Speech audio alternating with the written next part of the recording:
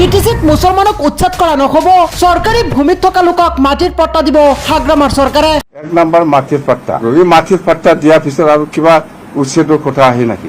এই ভিডিঅ'টো আপোনালোকে যিমান পাৰে শ্বেয়াৰ কৰি দিয়ক, কিয়নো সকলো ধৰ্মৰ লোকক মাটিৰ পট্টা দিবলৈ সাজু হাগ্ৰামাৰ মহিলাৰী। শপত গ্ৰহণৰ পিছতে আৰম্ভ হ'ব এই কাম। নিৰ্বাচনৰ সময়ত দিছিল প্ৰতিশ্ৰুতি, আৰু নিৰ্বাচনৰ সময়ত দিয়া সকলো প্ৰতিশ্ৰুতি আখৰে আখৰে পালন কৰিবলৈ সাজু হৈ পৰিছে BPF। সকলো ধৰ্মৰ সকলো ভূমিহীন চৰকাৰী মাটিত বসবাস কৰা লোকক মাটিৰ পট্টা দিব। মাটিৰ পট্টা দিয়াৰ পাছত আৰু উচ্ছেদৰ কথাই নাখে, অৰ্থাৎ বিটিচিত মুছলমানকে আদি কৰি সকলো ধৰ্মৰ লোকক মাটিৰ পট্টা দিব হাগ্ৰামাৰ চৰকাৰে, আৰু নহয় বিটিচিত উচ্ছেদ অভিযান। নিৰ্বাচনত দিয়া প্ৰতিটো প্ৰতিশ্ৰুতি আখৰে আখৰে পালন কৰিবলৈ সাজু BPF চৰকাৰ। সকলো ভূমিহীন চৰকাৰী মাটিত বসবাস কৰা লোকক মাটিৰ পট্টা দিব।